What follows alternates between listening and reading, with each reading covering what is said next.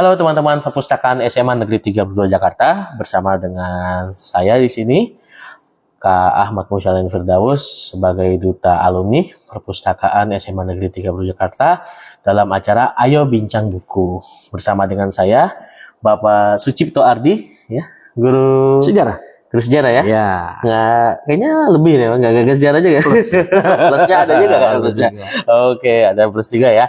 Oke, bersama dengan Pak Cipto di sini kami ya khususnya Pak Cipto akan membahas sebuah buku yang ini relik apa buku rare, langka ya, buku langka. Apakah klasik nih ya?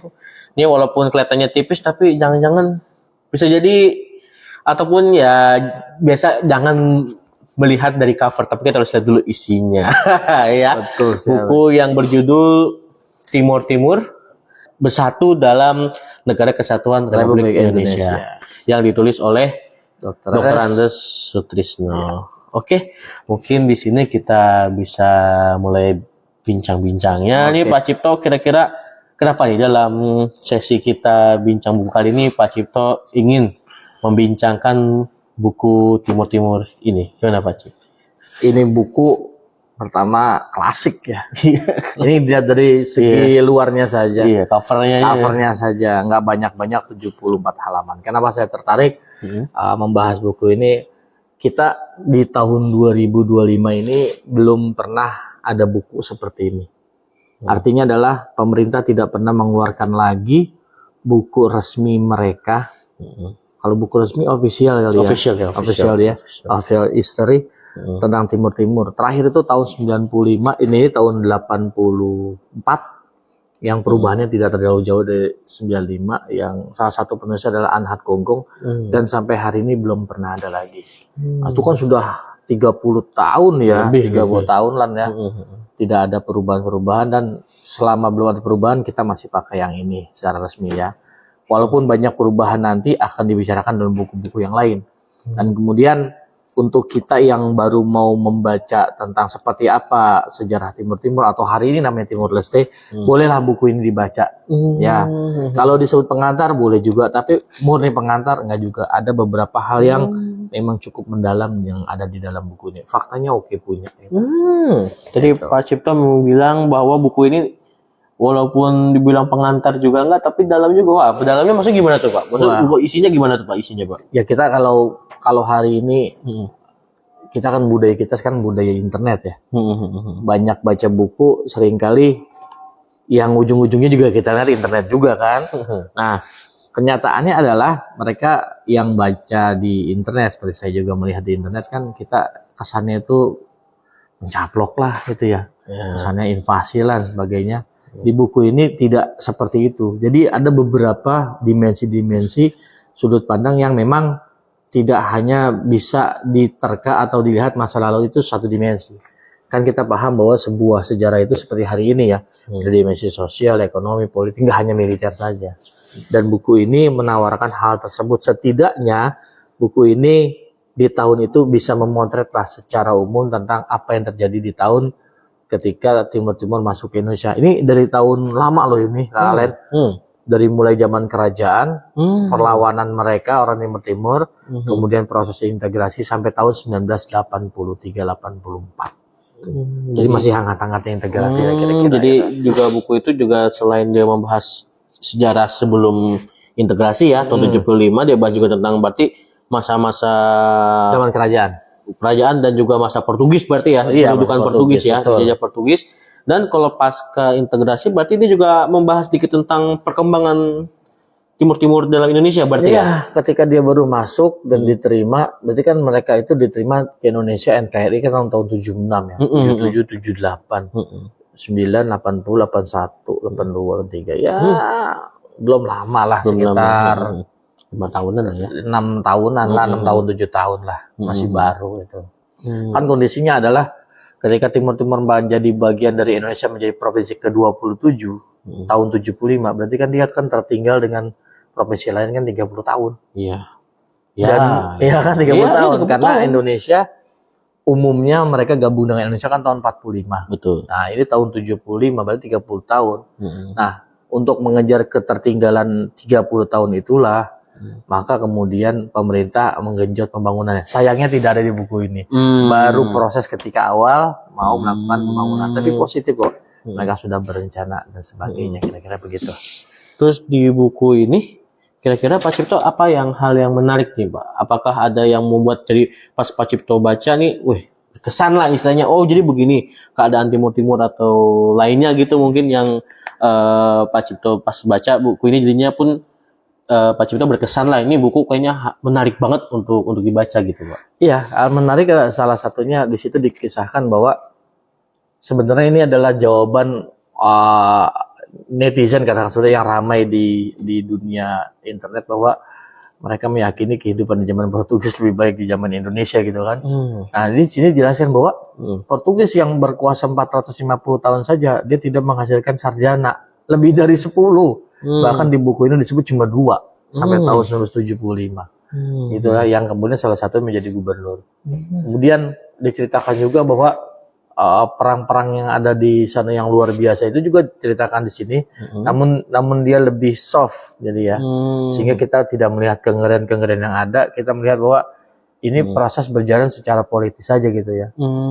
Dan yang tidak kalah menariknya adalah bahwa ada penerimaan besar oleh orang Indonesia sendiri untuk melihat bahwa proses ini adalah proses yang bukan manipulatif gitu ya. Walaupun di luar sana ada yang berpandangan demikian ya, dan banyak di antara kita yang meyakini hal tersebut gitu. Di situ terlihat bahwa dunia hari ini menganggap Indonesia masuk ke sana tanggal 7 Desember 1945. Padahal keinginan integrasi sudah lama itu. Sudah lama, beberapa bulan sebelumnya mereka sudah merencanakan, bahkan 1 tahun sebelumnya juga sudah seperti itu. Dan yang menarik adalah ternyata beberapa keturunan dari mereka yang memberontak tahun 1959 terhadap Portugis itu kemudian berpihak dan berperang bersama Indonesia untuk menghancurkan musuhnya ketika itu, yaitu Fretilin. Malah saya baru tahu nih ini mungkin biar kita mantap juga baca buku tadi Pak Cipto menyinggung peristiwa tahun 59. Itu kenapa Pak Cipto? Jadi tahun 59 masih dijajah oleh Portugis. Iya. Orang-orang timur ketika itu, atau Timur Portugis namanya. Iya, Portugis. Mereka melakukan pemberontakan terhadap Portugis. Nah, pemberontakan itu tahun 1959. Nah, ini menarik nih. Bukan hanya orang Timur Portugis, orang Timur di sana. Ternyata ada 12 sampai 14 orang Indonesia yang ikut bergabung di sana, walaupun di dalamnya adalah eksil dari Indonesia, yaitu mereka yang dulu memberontak terhadap Indonesia. Itu ada yang menyebutnya dari mantan Parmesta gitu. Namun jiwa untuk melakukan perlawanan terhadap pemberontakan itu ternyata ada dan hidup di sana. Nah, mereka inilah yang kemudian diyakini dalam buku ini keturunan-keturunannya bergabung dengan partai yang ingin berintegrasi Indonesia, yaitu Apodetti. Tuh, tapi ini ingat ya, kita melihat sejarah itu tidak satu dimensi. Ini adalah versi pemerintah Indonesia. Bahkan buku ini di sini tulis adalah milik Departemen Pendidikan dan Kebudayaan Indonesia ya. Departemen Pendidikan dan Kebudayaan. Kamu nggak ngalamin, saya ngalamin. Iyalah. Saya nggak ngalamin lah, masa gitu. Jadi ada peristiwa yang sebenarnya jadi menunjukkan bahwa sebenarnya juga ada jiwa-jiwa untuk mencoba memerdekakan ya waktu itu ya. Ada semangat untuk nasionalismenya sudah ada. Betul. Nasionalisme, dan akhirnya pada tahap pertama itu tahun 59 berontak terhadap Portugis, tapi yang kedua itu berontak tetapi berkeinginan ada dua, ada yang mau merdeka sepenuh, ada yang mau gabung ke Indonesia, maksudnya gitu ya. Itu bukan rambut pertama sih, beberapa kali. Tapi itu beberapa kali tahun 1910 tahun juga ada pemberontak. Cuma pemberontakannya mereka tidak simultan rame-rame ya. Artinya dia tidak bareng-bareng serentak gitu. Akhirnya mereka kalah begitu saja. Nah, tahun 1959 inilah yang bisa dikatakan dia memberontak itu bareng-bareng serentak. Tapi kekuatan intel mereka, intel Portugis lebih kuat, akhirnya mereka secara cepat ya. Kemudian akhirnya diberangus perlawanannya dan orang-orang itu dilempar keluar apa ke Angola ada Mozambik gitu. Kalau zaman kita tuh diasingkan dulu ya. Diasingkan. Di zaman apa sejarah kita diasingkan. Nah, Diasingkan, akhirnya iya, mereka diasingkan. pada kemana-mana.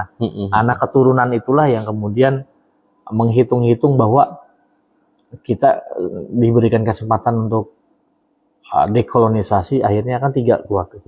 1 ingin gabung ke Indonesia, 2 ingin tetap berada di naungan Portugis, ya. Yang 1 lagi ingin merdeka penuh. Kalau ini yang ingin berintegrasi Apodeti, yang masih di dalam naungan Portugis adalah UDT, yang 1 lagi adalah Freterin yang ingin merdeka sepenuhnya. Gitu. Nah mereka inilah yang bertarung. Iya, ya. Kenapa bertarung? Gitu. Karena penguasa ketika itu lari, kabur dia. Kan ada perang saudara tuh Agustus 1975 itu diserang juga di buku itu. Di Portugal sana. Ya, timur Portugis dulu ini udah. Portugis. Okay. Jadi tahun 1974 itu ada revolusi bunga Spinola. Kemudian isinya dekolonisasi termasuk Timur Timur. Mereka tuh banyak bikin partai tuh. Nah, 3 partai itu yang tadi sebutkan yang bisa dibilang 3 kekuatan lah rakyat di sana. 11 Agustus tahun 75 terjadi konflik. Nah, ketika konflik beberapa minggu kemudian karena konflik tidak terkendali, orang Portugis dan pemerintahan Portugis memindahkan kemana? Ke Atauro. Atauro itu Pulau Kambing di luar daratan timur Portugis. Akhirnya seakan tanah tersebut seakan tak bertuan. Akhirnya bertikailah 3 partai ini. Jadi semacam kekosongan kekuasaan lah. Ya. Kekosongan terjadilah. Oh ini ya, yang Pulau Kambing ini ya. Iya, itu Pulau Kambing tuh. Jadi di sini juga ada petanya. ada petanya dan ada beberapa ada gambarnya juga foto di belakang. Ya, foto-foto ada. Jadi pun kita pun baca pun nggak hanya sekedar narasi aja. Kalau narasi kan ngantuk, ngantuk kan. Akan ada foto nih menarik sekali ya buat dibaca teman-teman. Dan juga mungkin juga pertanyaan dari saya juga Pak Cip, tadi kita jelasin panjang lebar, bahkan juga kita memperdalam tentang sebuah peristiwa yang juga mungkin jarang didengar juga ya, peristiwa 1959 itu. Dan saya juga sempat membaca beberapa literatur ya, khususnya dari Indonesia. Salah satu yang saya teringat adalah buku Integrasi yang tebal itu. Oh itu. Nah, Sukanto. tebal itu. Ya itu di compare sama ini gimana Pak komparasinya? Oh, luar biasa. Luar biasa gimana tuh Pak? Ini membentangnya jauh. Jadi dia melihat ya, Timor Portugis atau Timur-Timur hari ini ya dalam sejarah kita. Kalau sekarang kan RDTL ya Timor Leste. Dia membentang dari zaman kerajaan sampai tahun 84. Kalau yang kita tebal itu buku luar biasa menurut saya karena itu semacam semi dokumenter. Dia hanya fokus di awal penjajahan Portugis sebagai latar belakangnya. Dia difokus di tahun 74, 75, 76, 77 dan sebagainya tidak disebut di sini. Tidak ada di buku ini tapi disebut di sini. Karena setelah kekuatan gabungan ya, 3 partai tersebut tambah 2 partai kecil, kemudian kekuatan simpatisan Indonesia atau kita dalam sebutnya sukarelawan atau Blue Jean Soldier itu. Kemudian mereka membentuk sebuah pemerintahan. Namanya PSTT, Pemerintahan Sementara Timur Timur, yang menjadi cikal bakal persiapan untuk menjadi provinsi. Nah itu tanggal 17 Desember tahun 75, 1 tahun setengah kemudian dia bulan Mei itu membentuk sebuah semacam DPRD Timur Timur. Kemudian awal Juni dia datang ke Jakarta. Nah ini menarik nih, kayaknya judul buku diambil dari itu lah, karena petisi integrasi dari tokoh-tokoh Timur-Timur yang ke Jakarta bernama isinya adalah gini, kebulatan tekad. Kan buku yang tadi bilang integrasi kan kebulatan tekad itu. Kayaknya kan dari situ ya. Kayaknya dari situ. Nah, setelah itu di tahun yang sama tahun 76 itu ya, Juni 76 dia sampai itu, kemudian disahkan itu tanggal 17 Juli. Makanya 17 Juli dianggap sebagai Hari Integrasi Timur Timur. Nah, 1 bulan kemudian diumumkanlah oleh Presiden Soeharto bahwa kita punya provinsi baru ya, yang bernama Timur Timur. Nah, dari situ mulai proses pembangunan di awal-awal ini sampai tahun 1983. 84 lah gitu lah. Iya. Itu juga lihat, ternyata juga ngutip juga dari bukunya Pak Sukamto ya. Iya, ada di situ kan. Ada juga di sini saya lihat di daftar pustakanya. Dan mungkin dari saya pertanyaannya itu mungkin sebagai pertanyaan penutup ya Pak Cipi mungkin ya.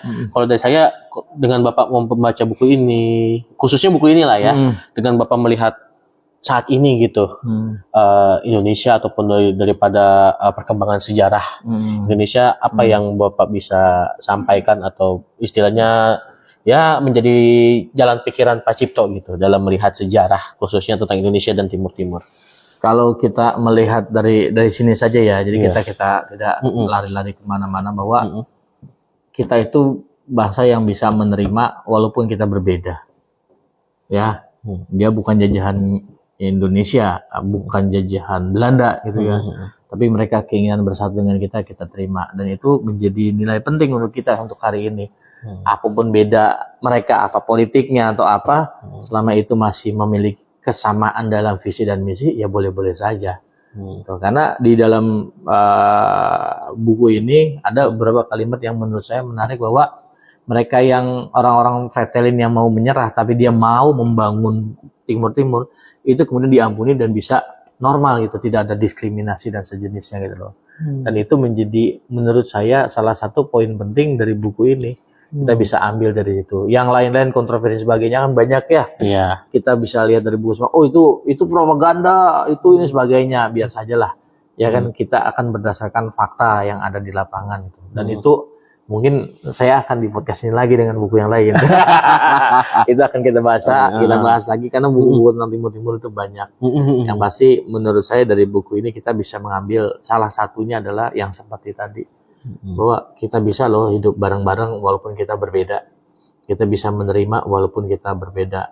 Dan yang tidak ada di buku ini masih banyak akan dibahas lainnya ya, seperti anak emas dan sebagainya, itu akan dibahas. Boleh nanti kita akan cari buku yang lain tentang bahas ini. Tapi buku ini lagi-lagi menarik, kecil, sederhana. Ketika kita baca kita lihat, wah seperti ini ya, gitu ya. Dan ini memang buku versi Orde Baru. Ketika kita sudah baca buku yang lain, kita tidak usah lah, oh ini salah, ini bohong, nggak usah. Kita nikmati saja bukunya, karena sebenarnya buku itu selalu saja ada yang baik itu fakta ataupun data yang mungkin menjadi referensi. Oh, yang kok ini tidak ada, di buku ini bisa ada. Buku yang lain nggak ada, oh di sini tersedia. Atau kita dapat pandangan yang negatif terus, oh di sini ada yang positif. Nah disitulah memang kita dalam membaca buku harus dewasa dalam melihat segala sesuatu, terutama sejarah. Ya kan? Kedewasaan kita membaca buku sejarah, dan kita bisa melihat sebuah pemikiran, dua buah pemikiran, dan banyak pemikiran, dan itu tidak perlu dipertentangkan, karena pemikiran itu hanya ada di sini. Jadi istilahnya apa, subjektifnya itu memang pasti ada subjektivitas. Itu tidak menutup kemungkinan jalur yang berbeda pemahamannya. Penafsiran pembaca itu tidak bisa, tidak mungkin tidak ada istilahnya, pasti ada sudut pandang yang kita ambil pastikan dalam. Dan kita harus tahu bahwa sejarah itu adalah bagian dari fondasi pembangunan bangsa. Di dalamnya ada kebanggaan, ada jati diri, ada ciri khas gitu, dan sejenisnya. Karena ketika Indonesia memasukkan Timur-Timur atau Indonesia menerima integrasi Timur-Timur, itu bukan hanya usaha yang biasa-biasa saja, tapi usaha yang luar biasa. Apapun itu kontroversinya, kita harus memberikan penghargaan, penghormatan bagi mereka yang berjuang, apapun alasannya, apapun tujuannya, mereka di sini nih luar biasa. Dan jangan salah, mereka yang dikisahkan dalam buku ini ya anak keturunannya masih hidup. Anak keturunan masih hidup. Dan kita bersyukur pemerintah hari ini akan menulis ulang sejarah. Saya bertemu dengan ketuanya, Profesor Susanto Zuhdi. Saya tanya langsung bagaimana dengan sejarah Timur-Timur, apakah akan dimasukkan? Dia berbicaranya sesuai dengan ini. Apa itu? Dia bilang, karena Timur-Timur dulu sudah pernah menjadi bagian dari Indonesia dalam rangka integrasi, maka kisah Timur-Timur akan tetap kita masukkan dalam perjalanan Republik ini. Wah, saya bilang, saya akan sampaikan kepada teman-teman saya yang orang Timur-Timur asli sana, bukan orang Timur Leste ya, ya orang Timur-Timur yang memilih menjadi Indonesia atau tetap mempertahankan keindonesiaannya, bahwa mereka itu tidak ditinggalkan oleh Republik Indonesia. Ya, mereka mungkin ada yang tidak beruntung secara ekonomi, tapi mereka selalu bangga berkata begini, walaupun kita miskin, tapi ini adalah konsekuensi karena cinta kita. Ya, seorang gubernur pernah menggelitik pemikiran kita tentang Republik ini. namanya ada Arnaldo Dosrey Aurujo, ya pemimpin Apodeti menjadi gubernur pertama, ya. Dan juga akan saya tutup nih kisah ini yang kita refleksikan pada hari ini, baik itu keturunannya atau di zaman itu pula. Dia bilang begini, Arnaldo, saya cinta Indonesia, tapi Indonesia tidak cinta saya.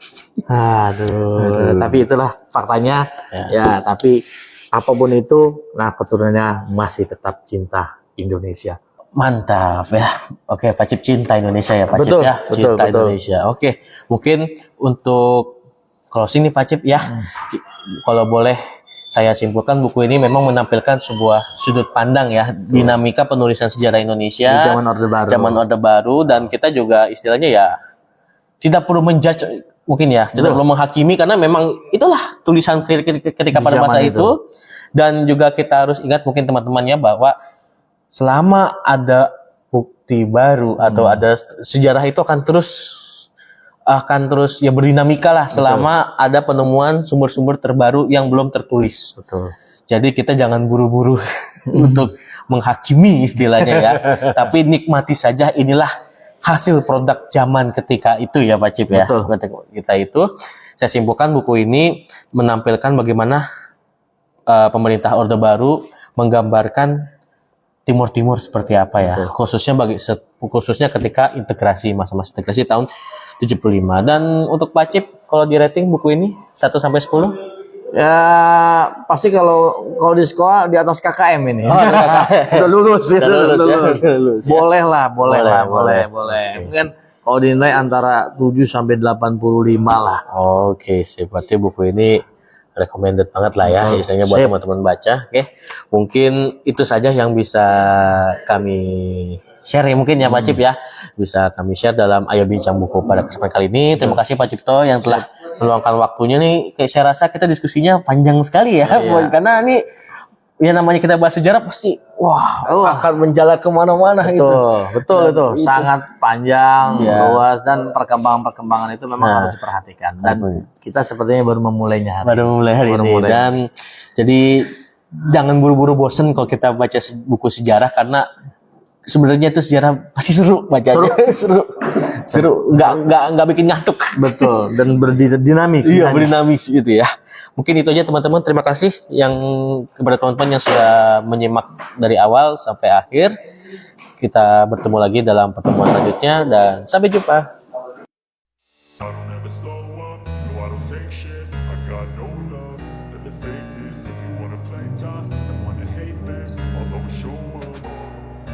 I don't ever slow up, no I don't take shit. I got no love for the fakeness. If you wanna play tough